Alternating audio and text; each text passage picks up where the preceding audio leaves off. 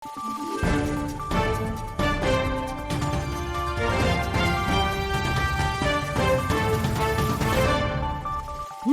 araw, Pilipinas! Ito ang Valiente News hatid sa inyo ng Office of the Vice President. Dating namamasukan bilang tendero sa isang tindahan mula sa Quezon City, may sarili na ngayong negosyo. Ito ang kwento ng isa sa maraming naalalayan ng programang Magnegosyo Tanay, na isa sa mga flagship program ni Vice President Inday Sara Duterte. Si Brian Latasa sa report.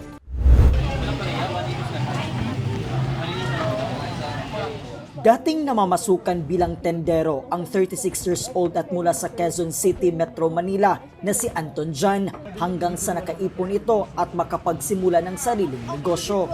Nag-umpisa lang din ako sa namamasukan ako. Siguro mga 8 years na din. Tapos yun, nakaipon ng konti, nagbukod. Sinubukan ko magbukod na magsarili. Tuwing alas 4 ng madaling araw, nagsisimula ang araw ni Anton maaga sa kanyang pwesto sa Bagbag Public Market upang magtinda ng karning baboy at manok. Kuwento ni Anton, tulad ng ibang negosyante, naging hamon din para sa kanya ang puhunan, lalo't nagsitaasan din ang presyo ng karne sa merkado. May mga pagkakataon pa nga na halos wala siyang maiuwi sa kanyang pamilya. Marami, tulad ngayon, napakahal ng baboy. Sobrang mahal ng baboy, halos walang kinikita nga ng mga nagtitinda ng baboy ngayon. At tumal, halos napakarami din, halos walang bumibili ng baboy ngayon. Halos karami mga frozen, mga imported ginagamit nila ngayon. Kaso mga nagkakantin, kaya napakatumal. Wala, halos pambayad lang din ng upa. Atas kasi ng po, halos pura rin na bintahan ng baboy ngayon. Halos tutubo ka lang ng 35 pesos. Swerte, makapatong ka ng ganun. Kung may tira pa, wala na. Si Anton ay isa lamang sa maraming Pilipino na alalayan ng programang Magnegosyo Tanay ng tanggapan ng pangalawang Pangulo sa pamumuno ni Inday Sara Duterte, kung saan nakatanggap siya ng 15,000 pesos na karagdagang puhunan. Ay malaking bagay na rin yun kasi kahit pa paano makadagdag ng puhunan. Siyempre pag uutang ka, kahit pa paano, hindi mo na kailangan mangutang, kahit pa paano 15,000 na idagdag na sa puhunan yun.